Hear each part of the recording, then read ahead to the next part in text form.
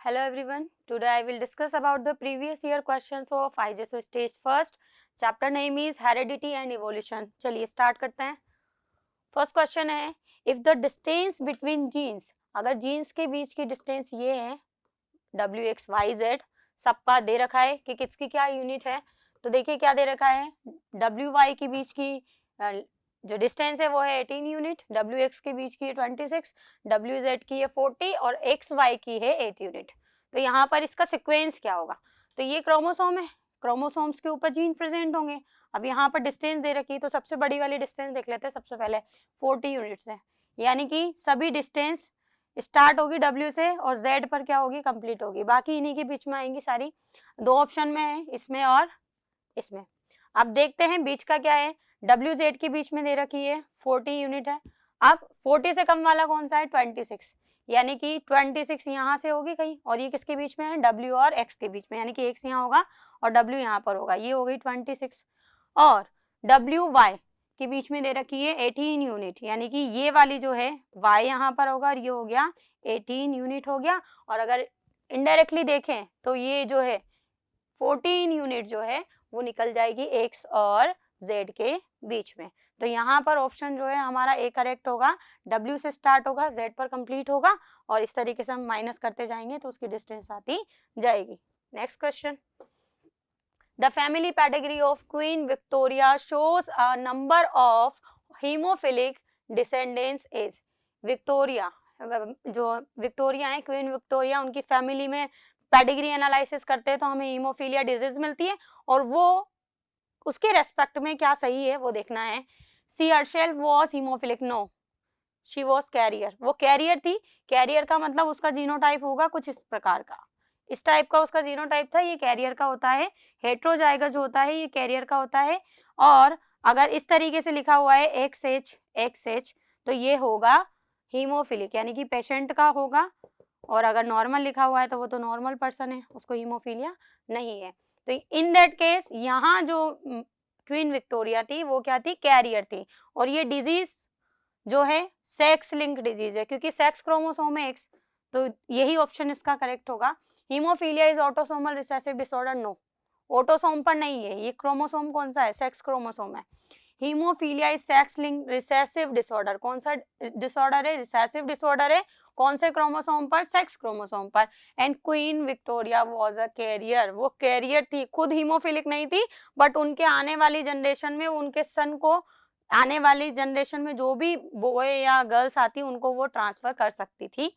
Hemophilia is caused by contact and therefore it was seen in the royal family descendants. ऐसा कुछ नहीं है, वो तो थी रॉयल फैमिली की, इसलिए हम उसे क्या कहते हैं, रॉयल डिजीज कहते हैं. तो option C is the correct answer. Next question, heterosis is, what is heterosis. Heterosis का मतलब होता है जो हाइब्रिड होते हैं. हाइब्रिड मतलब जब दो पेरेंट्स के बीच में क्या कराएंगे, क्रॉस कराएंगे. लाइक ये फीमेल है और मेल है, इनके बीच में जब क्रॉस कराएंगे तो जो जनरेशन बनती है ये हाइब्रिड जनरेशन बनती है, जिसके पास दोनों के कैरेक्टर होते हैं. अगर इनकी सुपीरियरिटी है, सुपीरियरिटी यानी कि इनके पास ऑब्वियसली बात है सुपीरियरिटी ही होगी, क्योंकि जनरली हम जब हाइब्रिड बनाते हैं तो हम इसमें ऐसे कैरेक्टर लेना चाहते हैं जो दोनों पेरेंट्स को हो और थोड़े से हाई कैरेक्टर हो. तो superiority of hybrid over the parents, यानी कि इनके पास में, हाइब्रिड के पास में इनसे ज्यादा क्या होगी, सुपीरियरिटी होगी. इसी को बोलते हैं हम heterosis. Next question, genome of a sexually reproducing organism. Genome क्या होता है, जीनोम का मतलब है हैप्लॉइड सेल के अंदर जो क्रोमोसोम्स है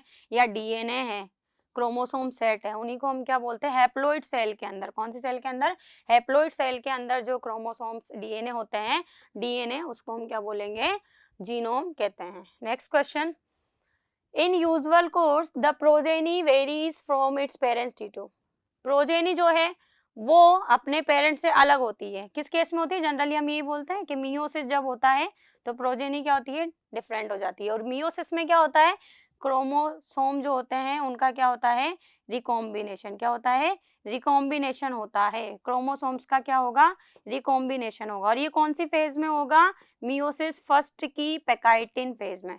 किसमें होगा, मियोसिस फर्स्ट की, प्रोफेज फर्स्ट की पेकाइटिन में. मियोसिस फर्स्ट की, प्रोफेज फर्स्ट की पेकाइटिन फेज जो होती है उसके अंदर क्या होता है कि दो अलग अलग क्रोमोसोम होमोलोगस क्रोमोसोम जो होते हैं उनके बीच में क्या होता है, जीन एक्सचेंज। क्या होता है, जीन एक्सचेंज या क्रॉसिंग ओवर। उसी की वजह से क्या आती है, वेरिएशंस आती है। तो यहाँ पर ऑप्शन हो जाएगा हमारा क्रोमोसोमल रिकॉम्बिनेशन। रिकॉम्बिनेशन यानी कि नया क्रोमोसोम बन जाएगा इन दोनों से मिलकर के। Next question, down syndrome is a result of. Down syndrome में क्या होता है, 47 क्रोमोसोम होते हैं, बट यहाँ पर जो क्रोमोसोम बढ़ता है वो कौन सा बढ़ता है, ऑटोसोम। ऑटोसोम मतलब 21st नंबर वाला जो क्रोमोसोम है उसकी ट्राइसोमी हो जाती है। ट्राइसोमी का मतलब है 21st क्रोमोसोम ऐसे होगा, ये दो होंगे क्योंकि पेयर में होते हैं क्रोमोसोम, 23 पेयर है, 21st पेयर की क्या हो जाती है, ट्राइसोमी, यानी कि यहाँ पर एक एक्स्ट्रा क्रोमोसोम और आ जाता है। इसी को हम क्या बोलते हैं, डाउन सिंड्रोम कहते हैं। Next question, a lady has 4 kid. किसी लेडी के 4 किड है, उनका ब्लड ग्रुप क्या है, 3 का तो है ब्लड ग्रुप ए बी और एक किड का जो है ब्लड ग्रुप है ओ। अब ब्लड ग्रुप ओ के लिए एक ही कहानी है। अगर सभी ब्लड ग्रुप की बात करें तो इस तरीके से यहाँ पर ब्लड ग्रुप के लिए हमारे पास ये एलील्स होंगे, IA, IB और I0, या स्मॉल आई से हम रिप्रेजेंट कर सकते हैं।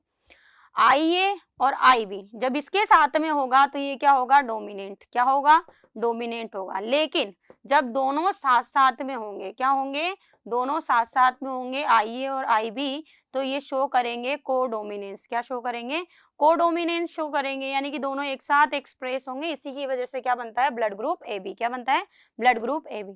अब इसके लिए पॉसिबल जीनोटाइप क्या हो सकता है, if the father of these kid है ब्लड ग्रुप बी। फादर का ब्लड ग्रुप क्या है, बी है।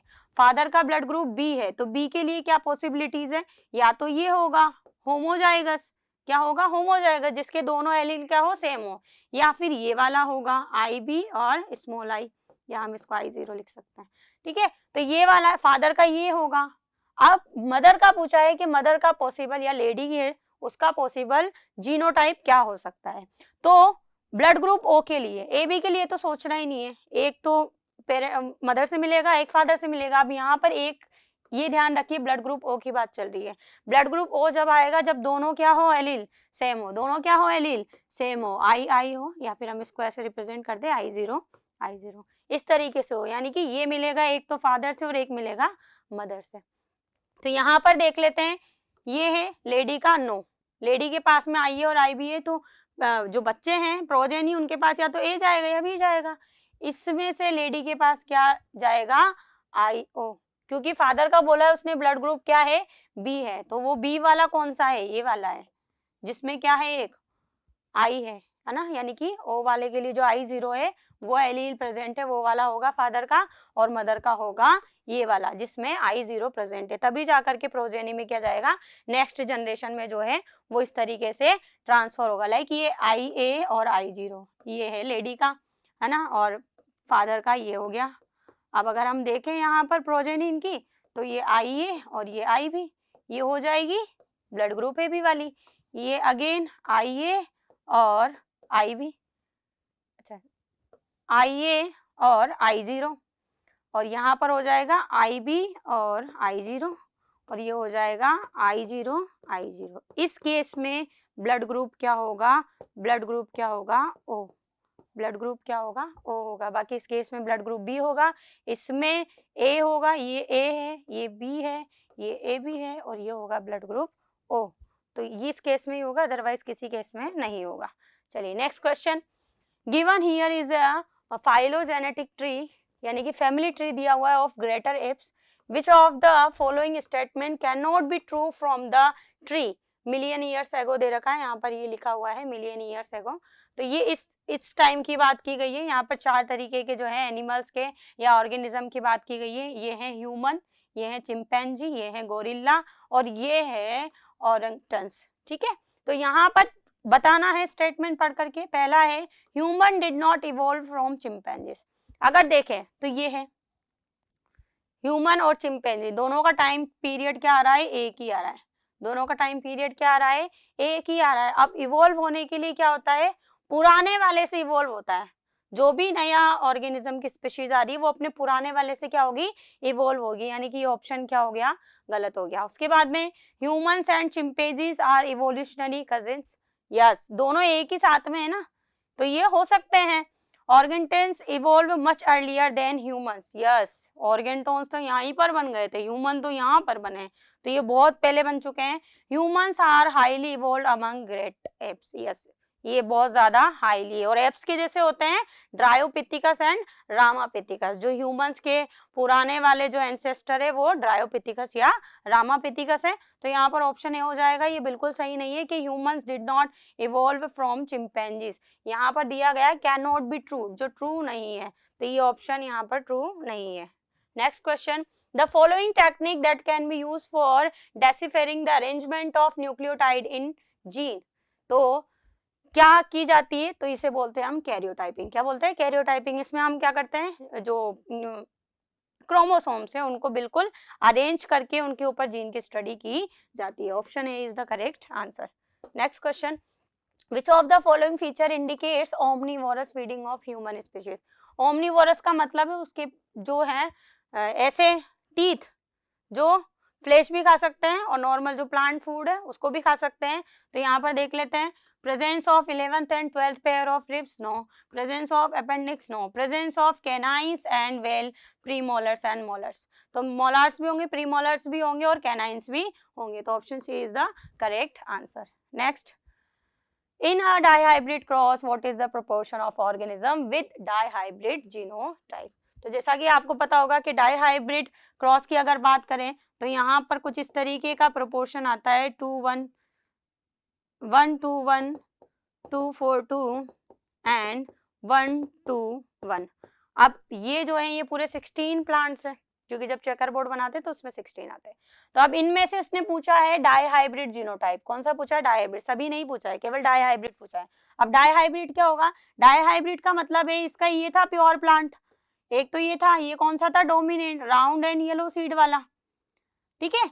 और एक हम ले लेते हैं इसी का रिसेसिव, यानी कि रिंकल एंड ग्रीन, कौन सा हो जाएगा? ये रिंकल एंड ग्रीन, और ये हो जाएगा रिसेसिव। क्या हो जाएगा? ये रिसेसिव है। तो जब हम इनका क्रॉस करवाते हैं तो F1 जनरेशन में ये आता है सबसे पहले। ऑल प्लांट्स क्या आएंगे? राउंड एंड येलो, लेकिन ये क्या होंगे? सभी हेट्रोजाइगस, या फिर हम इसे बोलते हैं हाइब्रिड। क्या बोलते हैं?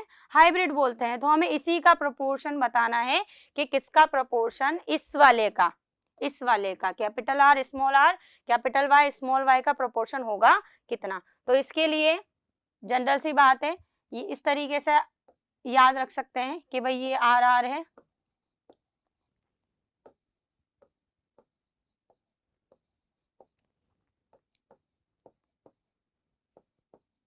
और यहाँ पर कुछ इस तरीके का जो है हम इसमें अगर चाहें तो इंक्लूड कर सकते हैं कि भाई इस तरीके से सारे प्रोपोर्शन अभी सामने आ जाएंगे कि इस तरीके से हम इसको रिप्रेजेंट करेंगे। तो यहाँ पर 1:1, 2:4:2 और 1:1, तो 16 में से 4 ओनली कौन से हैं? Capital R small R capital Y small Y, बाकी कोई भी नहीं है। तो हमारा जो ऑप्शन है वो क्या हो जाएगा? 4। कितने में से? 16 में से। क्या है? डाईहाइब्रिड जीनोटाइप वाले हैं। Next question,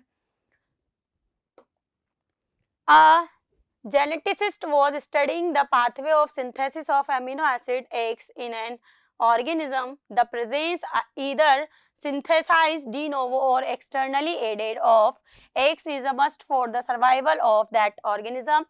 She isolated several mutants that require X to grow. तो बहुत सारे म्यूटेंट उन्होंने आइसोलेट किए जो X रिक्वायर है किसके लिए? X की ग्रो के लिए। She tested whether each mutant would grow when different additives P, Q, R, S, T, ये सभी एडिटिव्स हैं जिनको यूज किया गया है। यहाँ पर प्लस जो साइन है वो इंडिकेट करेगा कि ग्रोथ हो रही है, और माइनस जो साइन है वो इंडिकेट करेगा कि ग्रोथ नहीं हो रही है। कौन से टेस्ट में? म्यूटेंट के टेस्ट में। तो इसमें से हमें फाइंड आउट करना है सीक्वेंस को कि किस सीक्वेंस के हिसाब से होगा। तो अगर देखें तो P, Q, R, S, T, इनकी अगर बात करें तो जो वाइल्ड लाइफ है, वाइल्ड टाइप है, वाइल्ड टाइप तो सभी में पॉजिटिव शो करेंगे क्योंकि वाइल्ड टाइप सबसे इवॉल्व होता है, सबसे ज्यादा एक्टिविटी वही शो करते हैं, तो ये तो सभी में ग्रो करेंगे। म्यूटेंट 1 की बात करें तो यहाँ पर टी वाला ही हो रहा है केवल। म्यूटेंट 2 की बात करें तो यहाँ पर QRST और QRST हो रहे हैं। म्यूटेंट 3 की बात करें तो R और T हो रहे हैं, म्यूटेंट 4 की बात करें तो Q, R एंड T हो रहे हैं। अब सीक्वेंस बतानी है तो सीक्वेंस जनरल सी बात है कि P से स्टार्ट होगी। कहाँ से? क्योंकि यहाँ पर सबसे ज्यादा माइनस, यानी कि ग्रोथ नहीं कर रहा है, P से स्टार्ट होगी, उसके बाद में देखते जाइए जितने आप म्यूटेंट उसमें कम होते जाएंगे उतना ही उसका आंसर होता जाएगा। देन S में 3 है, इसमें 4 है, इसमें 3 है। उसके बाद में Q की बात करें तो Q में 2 है, R में 1 है और T में 1 भी नहीं है। तो हमारा जो है करेक्ट आंसर हो जाएगा answer D. Next question, in a case of mammalian coat colour, mammalian के कोट कलर की बात करते हैं। The principal gene identify is C which code for a tyrosinase enzyme. Tyrosinase skin pigment की बात करेंगे। In case of rabbits, rabbits की अगर बात करें तो रैबिट्स में जो स्किन कलर है, रैबिट्स में जो स्किन कलर है उसके लिए यहाँ पर मिलते हैं मल्टीपल एलील्स। क्या मिलेंगे? मल्टीपल एलील्स मिलेंगे।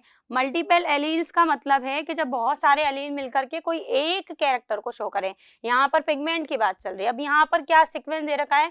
Full colour. ये जो सीक्वेंस दे रखी है यही बता रहा है कि ये सबसे ज्यादा डोमिनेंट है। फुल कलर जो है वो सबसे ज्यादा डोमिनेंट है इन तीनों के ऊपर। किसके ऊपर? चिंचिला के ऊपर, हिमालय के ऊपर और एल्बिनो के ऊपर। इन चारों जो रैबिट्स हैं उनकी स्किन का कलर क्या होगा? डिफरेंट डिफरेंट टाइप का होगा। In order of the expression of gene C and its allele, ये चारों टाइप के एलील है। एलील को हम इस तरीके से शो करेंगे, कैपिटल सी जो है वो शो करेगा फुल कलर को, सी और सी एच ये करेगा चिंचिला, ये करेगा हिमालय और स्मॉल सी जो है वो करेगा एल्बिनो को शो। किसको करेगा? एल्बिनो को शो करेगा। In a progeny obtained after crossing two rabbits the percentage of chinchilla, Himalaya and albino. अब केवल 3 का ही पूछा गया है, किसका? चिंचिला का, हिमालय का और एल्बिनो का पूछा गया है। क्या दिया? बताया गया है कि 50 है, 25 एंड 25 है, इसका ये रेशो है। तो इसके लिए कौन सा जीनोटाइप पेरेंट्स का एप्रोप्रिएट होगा? अगर इसकी बात करें तो इसको ऑप्शन से हम सॉल्व कर सकते हैं। तो इसको ऑप्शन से अगर हम सॉल्व करेंगे, क्योंकि उसी से करना पड़ेगा, डायरेक्टली अगर करने बैठेंगे तो नहीं होगा। ये अब यहाँ पर ये बना चिंचिला, ये क्या बना? चिंचिला बना, CH। ये वाला बन गया CH, CH। ये वाला CH, CH और ये वाला बन जाएगा CH, C। ठीक है, स्मॉल सी है, ये स्मॉल सी है। ठीक है, तो यहाँ पर अगर हम देखें तो ये तो 75% आ गया चिंचिला। यहाँ पर तो हमने देखा चिंचिला कितना है? 50 है। कितना है? 50 रेशो आएगा उसका, तो ये ऑप्शन तो नहीं है। अगर बी के साथ जाएं तो बी के साथ करने पर क्या होगा? CH, CH ये इस तरीके से जाएगा तो इन दोनों की बनेगी CH, CH, यानी कि इसका भी बन जाएगा चिंचिला, इसका और इसका भी क्या बनेगा? चिंचिला ही बनेगा। इसका भी मीडियन बनेगा और इसका जो है लास्ट में वो बन जाएगा हिमालय। क्या बन जाएगा? हिमालय। यानी कि यहाँ पर भी, यहाँ पर अगर बात करें तो यहाँ पर भी वो रेशो नहीं आएगा जो बोला है। ठीक है, उसके बाद में अगर बात करें ऑप्शन सी की, तो ऑप्शन सी ही करेक्ट आंसर है इसका। इसमें क्या होगा? देखिए CH स्मॉल सी क्रॉस किया है CH C के साथ में। तो अगर यहाँ पर देखें CH स्मॉल सी क्रॉस किया है CH और स्मॉल सी, तो यहाँ पर ये हो जाएगा CH देन CH। इसका अगेन इसके साथ करेंगे, इसके साथ में CH स्मॉल सी, इसका इसके साथ में CH और स्मॉल सी और ये हो जाएगा स्मॉल सी। तो यहाँ दे सकते हैं ये हो जाएगा चिंचिला कलर। कौन सा हो जाएगा? ये चिंचिला कलर हो जाएंगे दोनों। और ये कितना है? 50%, क्योंकि अगर ये 100% है तो ये दोनों क्या हो गए? 50%। ये कौन सा हो गया? 25% हिमालय। कौन सा हो गया? हिमालय वाला हो गया। और स्मॉल सी कौन सा हो गया? एल्बिनो। एल्बिनो जो होगा बिल्कुल व्हाइट फर वाला रैबिट होगा। क्या होगा? बिल्कुल व्हाइट फर वाला रैबिट होगा। तो देखते हैं, इसका ऑप्शन हो जाएगा option C is the correct answer. Next question,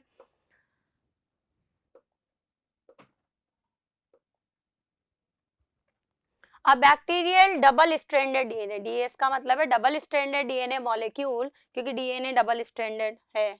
यहाँ पर बेस पेयर दे रखे हैं, क्या दे रखे हैं, बेस पेयर दे रखे हैं। अगर बात करें डीएनए, तो डीएनए की इस तरीके से दो स्ट्रैंड होती है, एक की पोलरिटी होती है 5 प्राइम टू 3 प्राइम, एक की होती है 3 प्राइम टू 5 प्राइम। इस पर प्रेजेंट होते हैं बेस पेयर। कौन प्रेजेंट होते हैं, बेस पेयर प्रेजेंट होते हैं। और बेस पेयर कितने होते हैं, 4। कौन से होते हैं, 4, एडेनिन, थाइमिन, ग्वानिन और साइटोसिन। ए के सामने हमेशा टी जुड़ता है, वो भी डबल हाइड्रोजन बॉन्ड से। जी के सामने सी जुड़ता है ट्रिपल हाइड्रोजन बॉन्ड से, और यही इनको एक्स्ट्रा जो है स्ट्रेंथ देता है डीएनए की चेन को।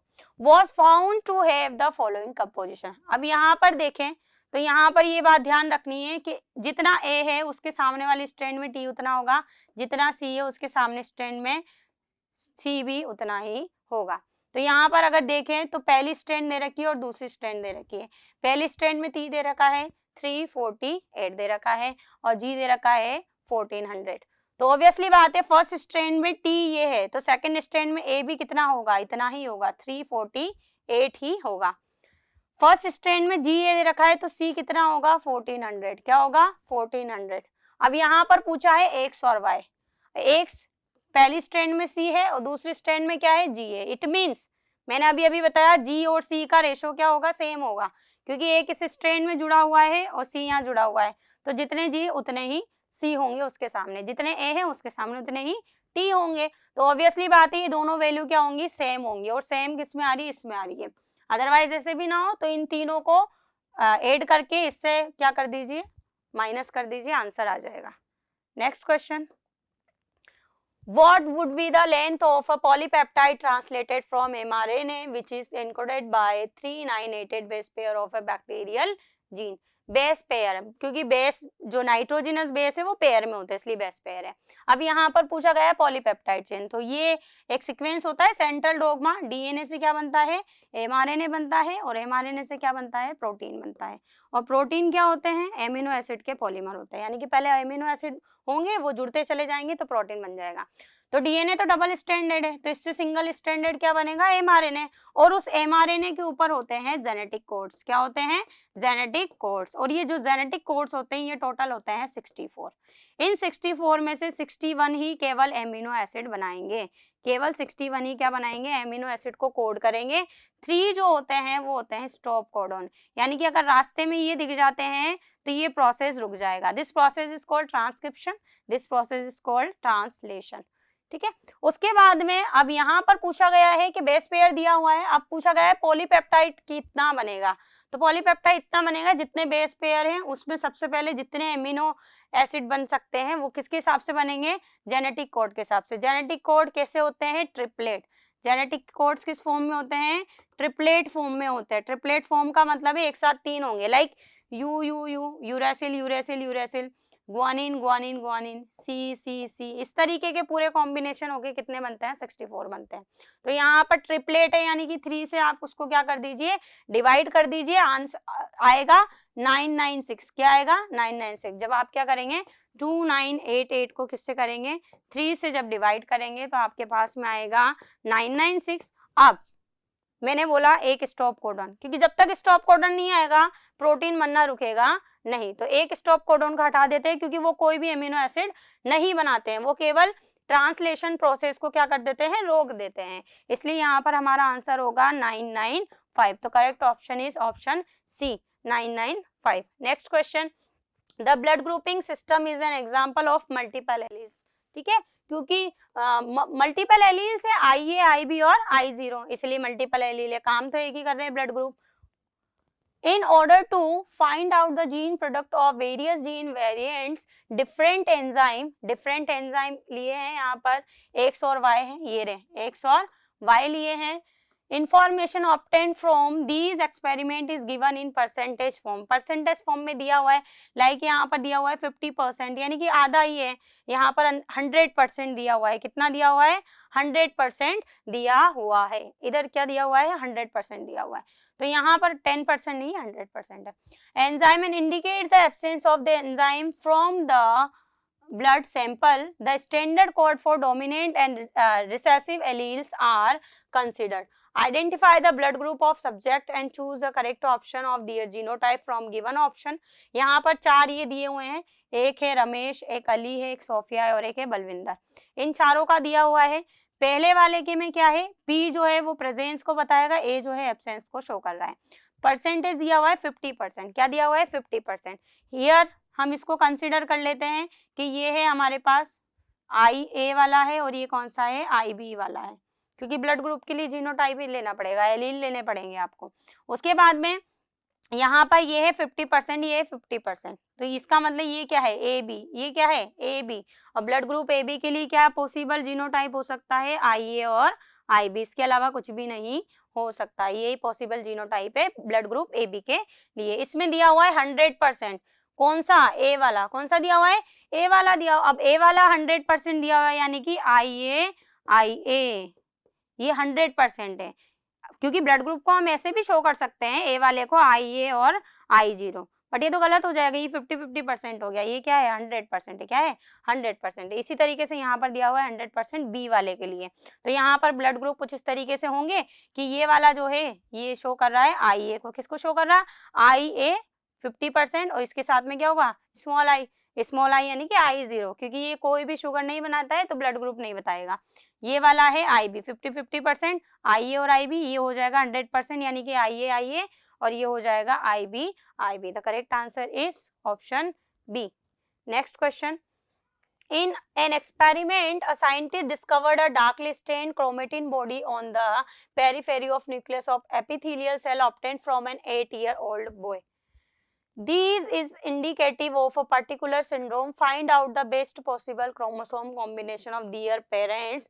The given option below, which have the highest probability of producing the child under investigation. A indicate autosome, X और Y क्या है यहाँ पर सेक्सुअल क्रोमोसोम या एलोसोम है। तो यहाँ पर ये बताना है कि ये जो बॉय है इसमें क्या मिला है, कुछ मिला है, क्या मिला है a dark stain chromatin body, इसे हम बोलते हैं बार बॉडी। क्या बोलते हैं बार बॉडी, एक्स्ट्रा होता है, और ये बार बॉडी ओनली किसमें मिलता है गर्ल्स में, किसमें मिलता है गर्ल्स में मिलता है। लेकिन ये किसके अंदर मिला उनको एक्सपेरिमेंट में, बॉय में मिला, बॉय में मिला तभी तो उसको क्या हो गया सिंड्रोम हो गया। तो अब उसके पेरेंट्स का क्या पॉसिबल जीनोटाइप या क्रोमोसोम जो है क्या हो सकता है, कॉम्बिनेशन क्रोमोसोम का कॉम्बिनेशन क्या हो सकता है। तो ऑब्वियसली बात है ये यहाँ पर जो ए शो कर रहा है वो तो है ऑटोसोम, यहाँ पर एक्स और वाई क्या है, ये है सेक्सुअल क्रोमोसोम, सेक्स क्रोमोसोम या एलोसोम है। तो ये तो इसका क्या हो गया फादर, ये क्या हो गया फादर, क्योंकि एक्स वाई है। अब बॉय को एक्स एक्स्ट्रा मिला है, यानी कि कहाँ से मिला होगा मदर से, क्योंकि मैंने बोला बाहर बॉडी केवल किसके पास होती है गर्ल्स के पास, यानी कि इसकी मदर के पास होगा और इसके अंदर वो क्या हो गया ट्रांसफर हो गया है। तो ऑप्शन हो जाएगा ए, बाकी सभी में नहीं है, इधर फादर से नहीं होगा, क्योंकि मैंने अभी बताया बाहर बॉडी किस में होती है गर्ल्स में होती है, तो फादर में भी नहीं होगी। ठीक है, नेक्स्ट ऑप्शन। नेक्स्ट क्वेश्चन, अ मिलीनियर मिस्टर जिम जो है डाइड रिसेंटली डाइड हो गए, मर गए। 2 वुमेन है मेरी और लो, और वो क्लेम कर रही है उनके पास में एक चाइल्ड है कि ये जिम का है, किसका है जिम का है। अब पुलिस डिमांड जो है वो ये कह रही है, अब पता कैसे करेंगे कि किसका है, तो उसके लिए जो टेक्निक यूज की जाती है उस टेक्निक को बोलते हैं फिंगर प्रिंटिंग। क्या बोलते हैं finger printing, DNA finger printing, क्या बोलते हैं डीएनए फिंगर प्रिंटिंग टेक्निक। इस टेक्निक में फॉरेंसिक साइंस में इसको यूज किया जाता है डीएनए टेस्ट करने के लिए कि कौन किसका जो है सस्पेक्ट क्या है, किससे क्या रिलेशन है। तो to study the 3 highly variable chromosome region the result obtain are shown in the adjoining figure. अब इस फिगर में बताया गया है पहला वाला जो है ये जिम का है, देन मेरी का है, देन मेरीज चाइल्ड का है, देन लोऊ का और देन लोऊस चाइल्ड का। यहाँ पर क्या दिया हुआ है ये डीएनए फ्रेगमेंट्स है, क्या है ये डीएनए फ्रेगमेंट्स है। डायरेक्टली क्या किया जाता है, पहले डीएनए को क्या किया जाएगा अलग किया जाएगा, उसके बाद में उसको फ्रेगमेंट्स बनाए जाएंगे, फ्रेगमेंट्स के बाद में उसको साइज के अकॉर्डिंग अलग अलग कर लिया जाएगा। तो ये होता है पूरा डीएनए फिंगरप्रिंटिंग। फिर उसको सस्पेक्ट से मैच करके देखा जाएगा। तो यहाँ पर सस्पेक्ट तो मतलब ये जिम है, मेन क्या है जिम है, जिम से मिला करके देखना है। अब जिम के डीएनए कहाँ से मिला था, तो उसका जो है क्रायो प्रिजर्व करके रखा गया था। क्या करके रखा गया था? इसके सीमेन का सैंपल जो है वो क्रायो प्रिजर्व करके रखा गया था, इसलिए पता कर लेंगे, अदरवाइज नहीं पता हो पाएगा। तो यहाँ पर अगर हम देखें तो मेरी जो है, मेरी के अगर बात करें डीएनए फ्रेगमेंट की, तो वो मेरी के बच्चे की जो ये है वो, और किसकी? जिम की, वो दोनों क्या हो रही है? लगभग क्या हो रही है? मैच हो रही है। इसका मतलब यहाँ पर जो मेरी का चाइल्ड है वो किसका चाइल्ड है? जिम का चाइल्ड है। किसका है? जिम का है, लोगों का नहीं है। किसका? लोगों का चाइल्ड, जिम का चाइल्ड नहीं है। ऑप्शन हो जाएगा ऑप्शन है, DNA fingerprinting technique. Next question, in case of mice coat color, two genes are responsible for color of hair.